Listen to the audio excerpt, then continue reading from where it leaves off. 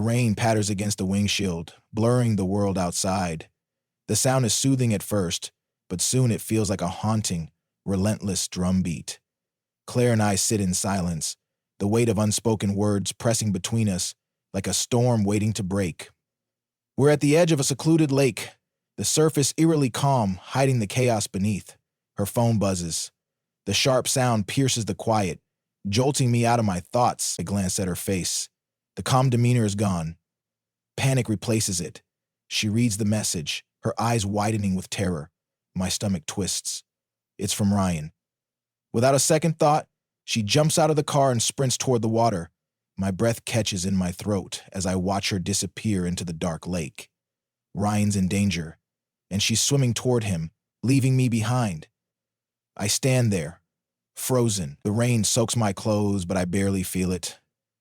My mind races, a whirlwind of confusion, betrayal, and helplessness. Why isn't she saving me instead? The weight of the situation crushes me. Claire's determination, her desperation to save him. Those moments feel like a betrayal. The past flashes before my eyes, the nights we laughed, the promises we made, all blurred together in a haze of memories. It's as if those memories have lost their meaning, slipping away into the shadows of doubt. Her face emerges from the water, dragging Ryan with her. Relief floods her expression, but for me, the world has turned cold. My heart sinks deeper into a pit of abandonment. Once they're safely on the shore, she returns to me, her hands trembling, but the distance between us has never felt wider. We stand there, breathing the same air yet in two different worlds. I want to scream, to ask why it wasn't me. Why did she choose him? But the words won't come. All that's left is the deafening silence, a chasm of misunderstanding. I feel the weight of my shattered trust bearing down on me, a weight I can't shake off. The rain slows, but the storm inside me doesn't. I sit there, motionless, watching her from afar. The haunting memory of being left behind clings to me like a shadow. The seeds of doubt have been sown, and they grow uncontrollably, casting a shadow over everything we once had. The emotional wounds won't heal. Each moment feels heavier, suffocating, and as we sit there, drenched and lost in our own worlds, I know that the relationship we once knew is unraveling before our eyes. The silence between us feels heavier than ever. That night at the lake has etched itself into every moment we share. Claire's voice still rings in my head, her explanation, her defense. But no matter how many times she says it was instinct, I can't erase the way I felt in those moments. Betrayed, forgotten. There's a photograph I found hidden away in a drawer. A picture of them laughing, their faces so familiar, yet distant to me. It's as if the past has a claim on her, a part of her that I'll never fully know or understand. Each memory chips away what I thought was real, what we had. It leaves me questioning every moment we shared, questioning who I am in this relationship. Ryan's presence becomes more persistent. Texts late at night, visits that drag on too long. Claire says I'm overthinking, being unfair. But every interaction feels like a betrayal, even the smallest ones. It's a poison, seeping into my thoughts, twisting my mind. I see things that aren't there, hear words that never leave her mouth. Paranoia tightens its grip on me, turning into possessiveness. The warmth we once shared feels suffocating now. Every word a weapon, every glance a calculated move, and as much as she tries to reassure me, the doubt grows louder, drowning out everything else. The toxicity builds, a cycle we can't escape from. The connection we once had is buried beneath mistrust and fear. Buried beneath mistrust and fear. I can't tell where reality ends and my insecurities begin. Every conversation, every touch, tainted by doubt. There's no peace to be found, only a constant ache that chips away at what we once were. And I know, deep down, that this isn't sustainable. But even as the walls between us grow taller, a part of me still hopes. Hopes that somehow we can find our way back. That the storm will pass. Yet I can't shake the feeling that we're too far gone. The truth is, the more I try to hold on, the more I lose myself in the process. The weight of every word feels heavier than before. I try to hold on, but every interaction feels like a battle to prove my worth, my place in this relationship. Claire's words, once comforting, now slip through my grasp, and I grasp at them like drowning hands trying to reach for air. Her attempts to explain herself fall flat. They used to reach me, but now they pass right through. Every argument, every accusation chips away at whatever fragile trust we had left. It's as if we're speaking different languages, and I'm only hearing fragments, ones that fuel my fears of abandonment and rejection. The room tightens with every word we exchange. She says something, and I jump to defend, but it's never enough. My emotions have become a storm, a tempest ready to break. The harder she tries to reach me, the more I push her away. You never listen, she screams. I hear you, I counter, my voice sharp though it falters. But you don't understand, and that line has become our truth. She doesn't understand. She can't understand. How could she when every action feels like a betrayal, every glance a dagger to my heart? Her frustration rises, her voice trembling with desperation.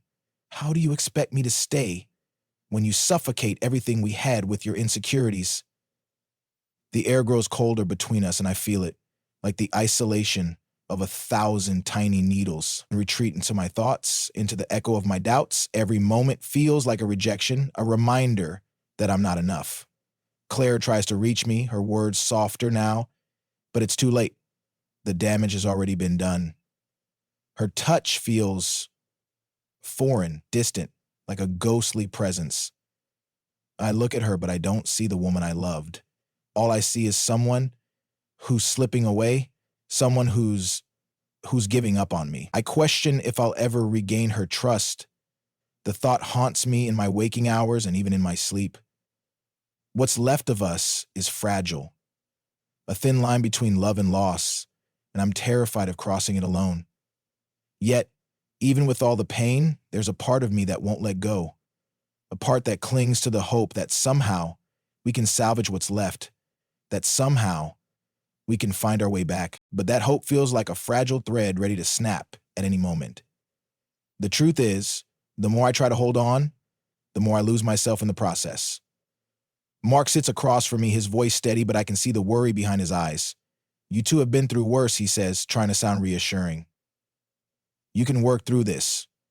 I look at him, but the words feel hollow. Claire and I have been circling this place for so long, fragile, broken, unable to move forward or back. Every word from Mark is an attempt to bridge the chasm between us, but it's a bridge that seems to grow narrower with each passing second. Claire sits beside me, her hands clasped tightly in her lap. She's quiet, defensive in a way that makes my stomach turn. I know she's heard it all before, but this time it feels different. Her walls are higher than ever, and I can't find a way in. Mark's voice grows softer, more patient, and you both love each other, you just have to find a way to see through the mess. But what if I can't? I snap, the words tumbling out before I can stop them. What if everything we've built is just an illusion? What if she never really chose me? Claire's head snaps up, her eyes wide with a flash of anger and hurt. Don't say that, she murmurs, her voice barely above a whisper. You know that's not true. I thought it was, I counter, my voice low, biting with every syllable. But everything she does, every decision she makes, it's like she's choosing him, not me. She's silent now, retreating into herself. It's the worst kind of defeat, watching her give up on explaining, on trying to fix things. She's lost her fight, and so have I. Mark watches us with a sigh, his hands resting lightly on the table. Sometimes, holding on to a relationship means letting go of the things that hurt you the most. But the thought of letting go feels impossible. Every piece of me screams to hold on tighter, even if it's killing us both. The room feels heavy, suffocating with unspoken words. Every breath is strained, like the weight of 1,000 doubts pressing down on me. I'm the one holding it all together. The senseless prank that no one notices, but the thought of letting go, quantified by the 1,000 doubts pressing down on me. I stare at her, waiting for the truth. The truth, I say, my voice trembling with the weight of what I've been holding inside. Just tell me, do you still have feelings for him? Her gaze flickers, and for a moment I see her hesitation. An answer I already know. Yes, she finally whispers. her voice cracking as the confession falls from her lips. The truth is worse than I imagined. My world tilts. Her words pierce through every defense I've built, tearing apart the fragile threads of trust we had left. I feel my breath hitch, heart pounding like a drumbeat against my chest. I try to find a response, but my voice fails me. I thought we were past this. We were, she says, voice soft but weighted with regret. Until I saw him again. The air between us grows heavier, each second stretching endlessly. Her admission strikes a new chord. An old wound reopened, dripping with betrayal. Did you ever really let go? I ask, my voice laced with anger and sorrow. Her silence speaks volumes. I feel abandoned, left adrift in a sea of doubt and confusion. Every memory we've built together feels hollow, tainted by her lingering attachment to him. Her hands tremble as she reaches for mine, but I pull away. It wasn't supposed to be like this, she says, her voice barely audible. I don't care about what it was supposed to be, I snap. Why didn't you tell me? Why didn't you let me believe we were enough? She looks away, ashamed, and for a moment I see the girl I fell in love with, a version of her that's fading into the distance. I owed him, she admits quietly, the words heavy with meaning. I owed him for the past, for everything. The weight of her confession crushed me, a debt paid in pieces of my own heart, a price I never agreed to pay. Trust is a fragile thing, and hers slips through my fingers, irretrievably lost. I don't know if I can come back from this, I say, my voice hollow. She nods slowly, understanding the finality in my words. There's nothing left to fix, no way to undo the damage done. And as I stand there, broken and defeated, I realize the relationship we built was never truly mine to hold. The emotional divide between us stretches endlessly, and I know it's too late to mend what's been shattered. Sorry, man. The room is silent, save for the faint sound of my breath. I stare at her, the weight of everything that's been said hanging between us like an unbreakable barrier. My heart races, not with anger, but with something deeper, a longing for clarity. What do you want from me? I ask, my voice steady but laden with exhaustion. Her eyes fill with tears, but they don't answer my question. They only reflect the pain and regret we've both been carrying. I don't know, she says softly, shaking her head as if the words are more painful to admit than anything else. I lean back, letting out a slow breath. Every moment of silence stretches longer than the last. The weight of the choice ahead presses down on me. Stay and try to rebuild something that feels irreparable, or walk away and reclaim what little dignity I have left. The decision isn't easy. Every memory, every whispered promise we once shared, rushes forward like a tidal wave, blurring the lines between what was real and what is now lost. My hands tremble as I grasp for control, but control slips through my fingers like sand. I can't keep doing this, I say, my voice breaking with the weight of my resolve. Her face falls and the air thickens with unspoken words. Please, don't do this, she whispers, her voice trembling with desperation. But there's no going back. The damage is done, and the only way forward is to let go. I've fought to hold on to something that's slipping away, but fighting only brings more pain. I need to heal, I say, my voice firm. Not just from what you've done, but from what I've let myself believe. The room echoes with silence, heavy and unyielding. We stand there, worlds apart yet impossibly close, both lost in our own thoughts. Her gaze meets mine one last time, and I see the weight of her regret mirrored in her eyes. For a moment, it feels like we're reaching for something unattainable, a final connection before we part ways. But the moment passes. The distance widens, and with it, the realization sets in that some paths aren't meant to be walked together. I'm sorry, she says softly, a whisper against the quiet, her voice trembling. I nod, the sting of her apology bitter in my chest. It's too late for apologies now.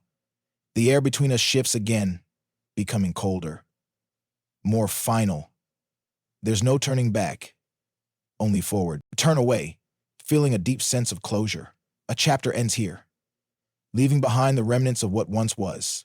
The journey toward healing has begun. The weight of the decision presses down on me as I stand in the doorway of the small, empty apartment. It's nothing special. Bare walls, a simple bed, and a small table that creaks when I sit down. Yet it's mine. I thought about this moment 1,000 times, leaving, walking away from everything we built. It wasn't easy. The memories, both good and bad, lying to me like shadows. But what was left? A constant cycle of doubt, betrayal, and longing. I had to break free. For myself. Her voice still echoes in my mind. You can't just walk away from this. But I already have. I take a deep breath, letting go of the past piece by piece.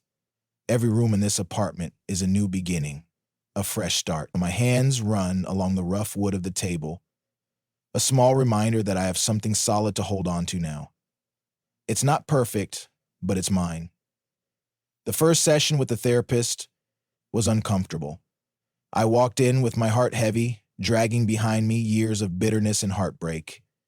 We sat across from each other, her pen poised, waiting for my unraveling. She waiting for my unraveling. This isn't about blame, she said, her voice soft, yet firm.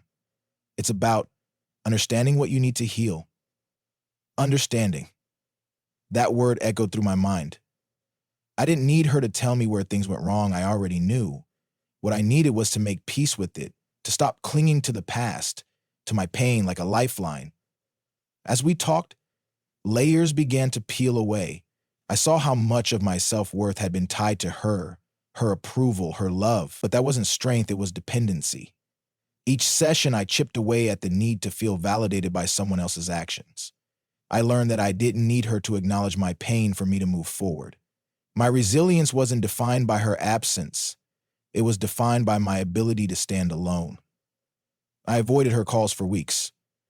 Every time my phone buzzed, a sharp pang hit my chest. But I couldn't face her. Not yet. When we finally met, it was in a quiet, dimly lit coffee shop. The clatter of cups and murmured conversations felt like the only sounds in the world. She sat across from me, her gaze steady but hesitant.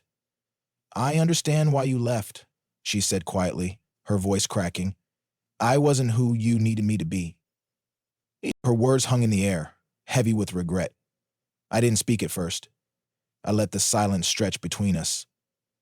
Her confession was necessary, but it didn't erase what happened. The damage was done. I was scared, she admitted, after a long pause. Scared of losing control, of losing myself in the process. I let Ryan in, and it was the worst mistake of my life. Her eyes were glassy, tears threatening to spill over. I didn't want to see her cry, but part of me needed to witness her regret, to know she truly understood the depth of the pain she caused. I lost you, she whispered, and I don't think I'll ever forgive myself. Her words were raw, vulnerable, and though a part of me felt a flicker of compassion, the greater part recognized that her journey was hers to make, alone. The weight of her apology felt both liberating and suffocating. The truth was, I couldn't carry her regrets anymore. I had to carry my own.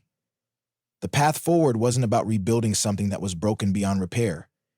It was about learning to move forward, to find peace in the scars, rather than trying to erase them. So, as we parted ways, I knew the final piece had settled into place. The chapter was closed, the story reshaped.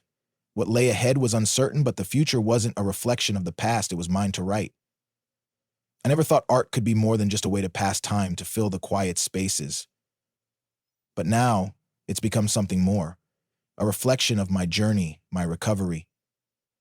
Each stroke, each word I put on the canvas or paper is a piece of me reclaiming my power. In the beginning, it was painful. My hands shook as memories flooded back, colors blending too harshly, lines too jagged, but over time, something shifted. The chaos gave way to clarity. My art became a form of expression, not just a response to what was lost, but to what was found within. The pieces took shape, empowerment in bold, unyielding strokes, freedom in muted shades. Each creation became a testament to my strength, my resilience, and with each completed piece, I felt lighter, like I was shedding old versions of myself. Our message pops up again, breaking the quiet I built around me. Ethan, please. I need to talk. Just once more is tempting to respond, to hear her out, to see if there's something left to salvage, but I know better now. The wounds she left are still too raw, and I've come too far to let them fester again. I stare at my phone, the words sitting heavy in my chest. She once held pieces of my heart, but those pieces no longer fit. They've been reassembled into something new, something stronger. Some wounds are beyond repair, I reply calmly. The words come easily now, devoid of the bitterness they once held. The freedom I've found feels expansive. My heart, once weighed down by doubt and betrayal, is light and open to possibilities. I look ahead, not back. The past has its place, but it doesn't define my future. The world feels different now. People seem more genuine, their connections lighter, less tainted by hidden motives. I no longer need to protect myself from shadows. I walk into the light, unguarded. When Claire reaches out again, an invitation for coffee, a casual meetup, I don't feel the pull I once did. There's no longing, no temptation to revisit the broken memories. I've moved on, I tell her softly. There's nothing left here for either of us. She looks at me, her eyes searching, but I offer nothing more. The distance between us is not just physical, it's emotional. A chasm carved by truths that no longer need to be reconciled.